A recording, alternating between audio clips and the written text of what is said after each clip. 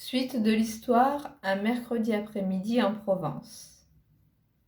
De retour à la maison, tante Marianne les fit asseoir, chacune sur une chaise, autour de la table du jardin sur la terrasse. Nous allons maintenant dessiner ou peindre à la gouache la magnifique promenade que nous avons faite, s'exclama-t-elle. C'est une belle idée d'imaginer notre jolie promenade de ce mercredi, répondit Élise. Et les voici à dessiner la nature, la rivière, les arbres et les insectes, les fleurs et les oiseaux, comme une bande dessinée vivante.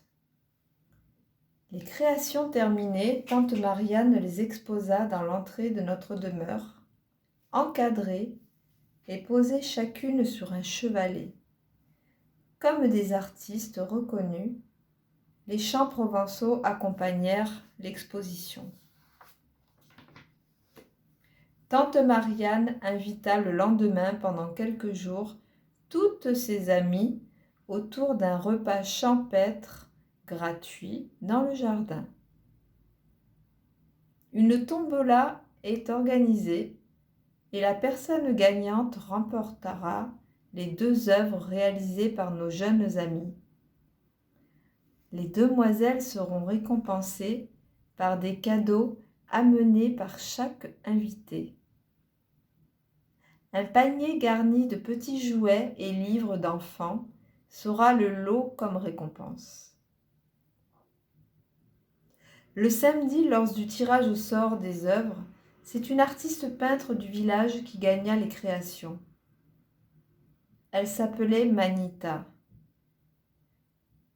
Elle se proposa de venir bénévolement pour donner des cours de dessin d'art aux jeunes filles, car leur création était tellement belle que 2 futurs artistes étaient nés.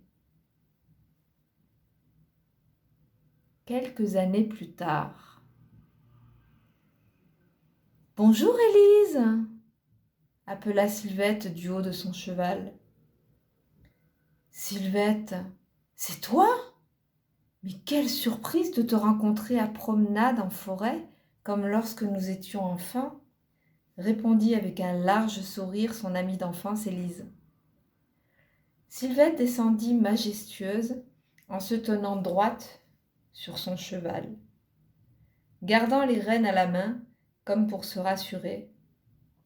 Sylvette attacha son cheval, puis courut vers Élise en pleurs de larmes de joie qui jaillissaient de ses yeux. Elle enlaça son amie qui elle aussi pleurait en riant de bonheur.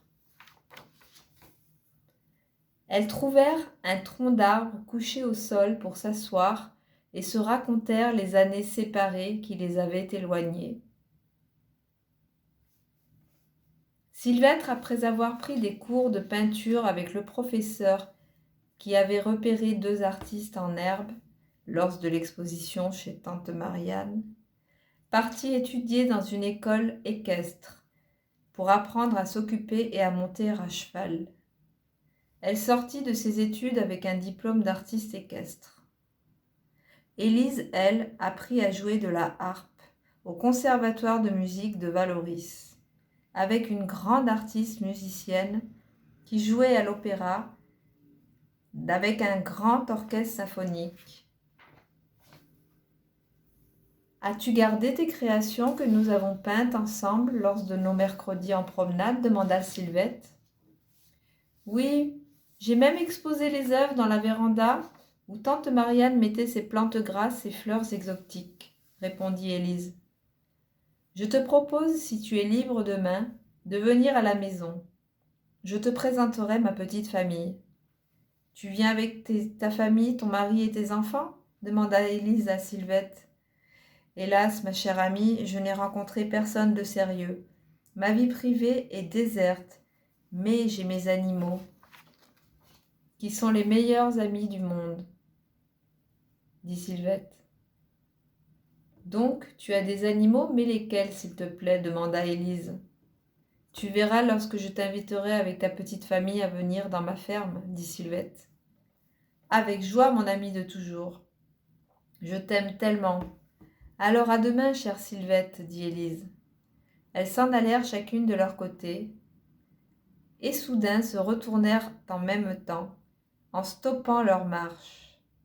Elles rièrent aux éclats en se regardant, et s'exclamèrent « Voici ce qu'est les meilleures amies du monde !»